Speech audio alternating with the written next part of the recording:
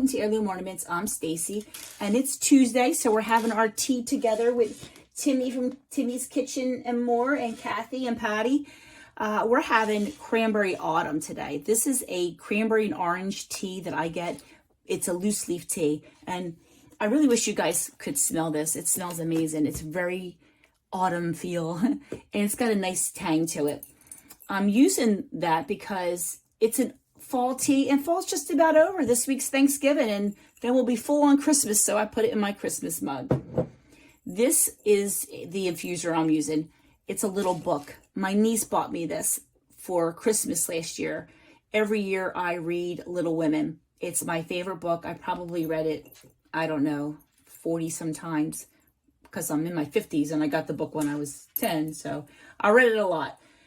It's my favorite book, and she knows that, so she bought the set of tea that had all this stuff based on Little Women. So I want to share that with you. The craft we're going to do today is these little Christmas trees. It took me a hot minute to find a pattern I liked. In fact, I didn't find one I liked. I ended up making my own. The reason I was looking for a specific pattern is my crochet club and I we're making this blanket. So each week we do a different pattern in a square of 3 colors, and eventually we'll sew them all together. Everyone in the club loved this puff stitch, so I just had to make something else with it, and I decided a Christmas tree ornament would be very cute. To do this, all you're going to need is the F-hook, a darning needle, some scissors, and of course, my favorite way to do a project, scrap yarn. You know I love scrap yarn. Almost every crochet project I think I've done with you guys has been a scrap yarn. So I'm going to get started with that right now. We're going to make a slip knot. However way you do your slip knot, everybody does it a little different. And just put your yarn on your hook, and we're going to chain up 16. Just yarn over and pull through. 1, 2, 3, 4, 6, 7, 8, 9, 10, 11, 12, 13, 14, 15, and 16. That's my husband's favorite part of me crocheting, is I can't talk and crochet, so he loves when I'm nice and quiet. To start our foundation chain, we're going to do just a single crochet all the way across. That is it. So to start, we're going to go in the second stitch from the hook. Maybe I think I need to wet my whistle a little. Oh, that is so good. In crochet, the stitch on your hook never counts. So that's 1, 2. We're going to go right to that one right there. You're going to put your yarn in your stitch. Now, if you've seen all my other videos, you know I like to use the back hump because I like the way it finishes.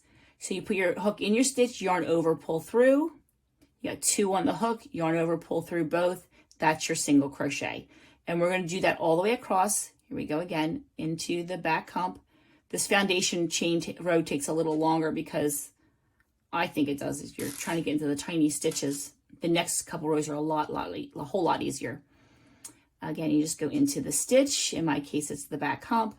You got 2 on the hook, yarn over, pull through both. So you do that all the way across so you have 15.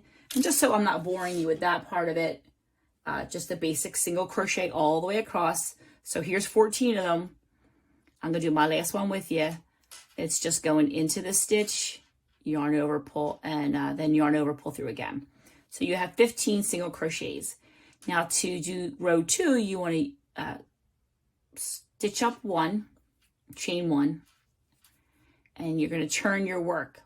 And this counts as nothing. Sometimes your chain when you turn counts as something, but in this case, I'm not counting it as anything.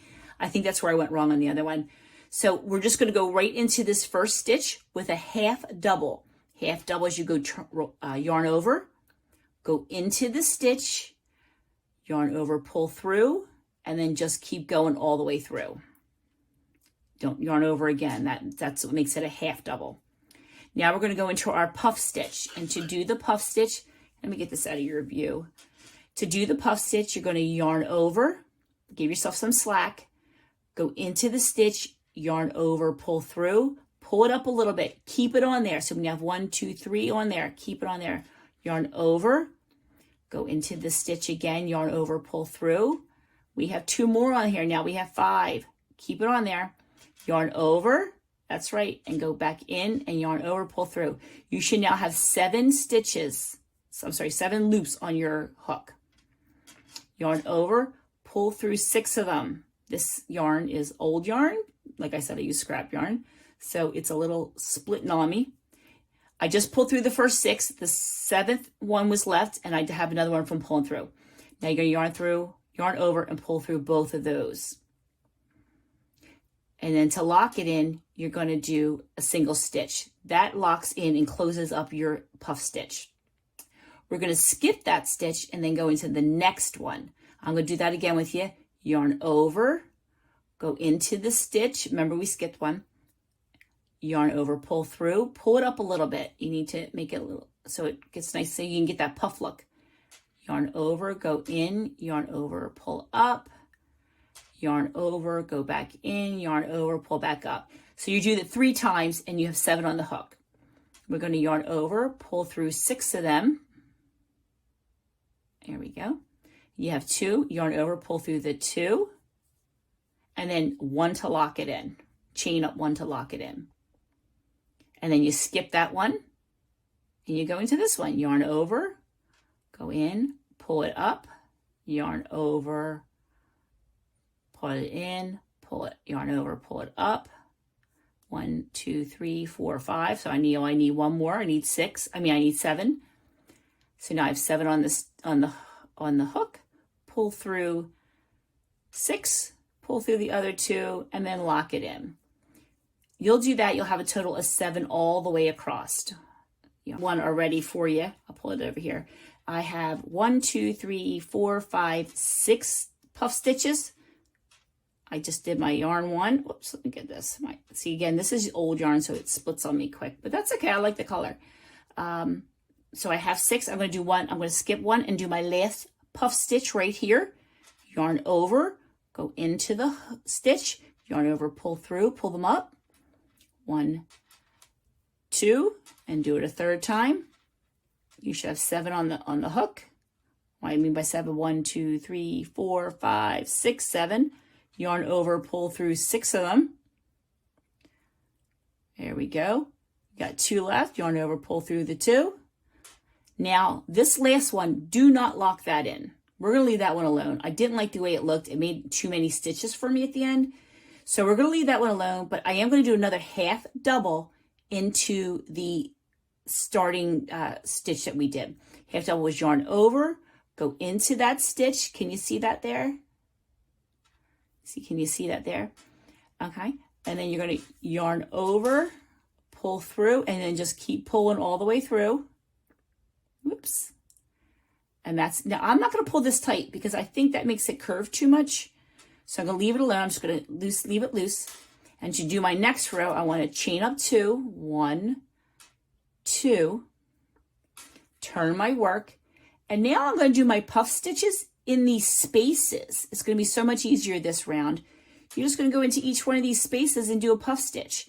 And let's do that again together. Yarn over, into the space. We're not going in any stitches, into the space. Yarn over, pull through. Yarn over, go in. Yarn over, pull up. Yarn over, go back in. So we now have 7 on the hook. Yarn over, pull through 6 of them, and then pull through the 2, and then lock that one in. And now, so that one creates a way to go over that bit here, so it doesn't look so bunchy on you. Again, we'll do one more together. Yarn over, into the space, yarn over into the space, yarn over into the space, yarn over, pull through. So again, you have 7 on the hook. We did that 3 times. Yarn over, pull through all these little puffers. You have 2 now on the line. Let me get my yarn split a little bit there on me. And we're going to lock it in. Yarn over into that stitch, yarn over into that, yarn over, back into that, yarn over, and you pull through them all, and there you go. See how they turn out like cute little puffs? I love this stitch. So you're going to do that, and each one's going to get smaller and smaller. So this one has 7. This row will have 6. So eventually you'll have 7 rows.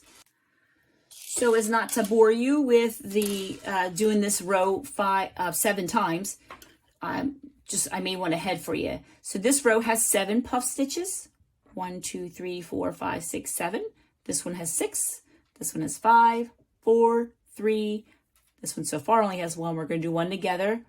Yarn over, back in, 1, 2, and 3 times. And then we're going to pull through the first 6. And then we're going to pull through the last 2. And now we're going to do the half double crochet into that top stitch, which was yarn over, go into the stitch, pull through, and just keep pulling all the way through. And that's how we get our half double. And then we're going to chain 2. Oh, I lost my yarn for a minute there. Whoop, let me just redo that real quick. Just because I dropped the yarn. There we go, I fixed it. So we're going to chain up 2, 1, 2. This is going to be our 7th and final row. It's our point to our tree. We're going to yarn over into the space. 1, 2, 3 times. Yarn over, pull through 6. Here we go. Yarn over, pull through 2. Now we're going to do the half double. So just yarn over into that space and then pull through it all. And that's it. We're done. So I'm going to yarn over just to lock it in, fasten off. And that's our tree for you. Now with the darning needle, you'll darn all that in to be inside of, like, just sew it all in. And to make the trunk, it was even easier than that. I just used some basic scrap yarn, and I'll show you that now. So for the trunk, I didn't have brown, but I like this little rusty color. Thought it was pretty. Let me get another sip here. We are going to put a slip knot onto your hook. And we want this to be centered. So we're going to leave these 2 alone. We're going to go across these 3. What you want to do is the 5 in the middle. So it's 1, this is 15, right? 1, 2, 3, 4, 5. 1, 2, 3, 4, 5. And those 5 are the ones we're going to use. So with that one, the 6th one in, we're going to go into the stitch. And we're going to just yarn over, pull through. I'm not going to slip stitch it on. I'm going to actually make this my first single crochet, only because I think if you did this slip stitch and then did a single crochet, it's going to bunch up on the corner. It's not going to look even. So I'm just going to go right into making this a single crochet. And then we're going to do 4 more. So into the stitch. And that's why I do the back hump. See how nice and easy this flat is? Yarn over, pull through, yarn over, pull through. It's 1, 2. This will be 3. This will be 4 into the stitch, yarn over, 1, 2, 3, 4, 5. And now to do the second row, just chain up 1, and I'm going to do a single crochet in each one across. So in, and 1, in, yarn over, pull through, in, yarn over, pull through, in, yarn over, pull through. Whoops. We have 1, 2, 3, 4. And then this last one, our last single crochet into the stitch, yarn over, and pull through. Now that's all that we're going to do for the trunk. You want to do a bigger trunk? You can do a bigger trunk. If you want them standing nice and tall. And again, I would take my darning needle and I would sew those in. Oh, I'm very scratchy today. Good thing this is Tea Tuesday because I have a very scratchy voice today. So I hope you like this little crochet tree. My objective is to make several of them, and then in between, I want to make little angels. And I want to make a nice little garland for my new fireplace mantle. So I'll do the angels maybe in another video. But I hope you found this one to be nice and easy. And it's a great way, again, to use scrap yarn. And don't feel like you have to use green. I used white on this one. Isn't that pretty? It looks like a snowy tree. And then, of course, you could use the lime green, whatever you want. I think this is a nice fallish kind of blue green. I think this would look kind of cute, too, with a funky little bottom. So, again, I want to thank Kimmy for introducing me to Tea Tuesdays. And I'll put all her information, Kathy and Patty's information in the bottom. And if you ever want to join a collab like this, feel free to join us. Hit like and subscribe, and then you'll be notified whenever I have a new one. Or you can just tune in every Tuesday knowing I'm going to make another one. All right. Thank you, and I hope everyone has a great, wonderful Thanksgiving.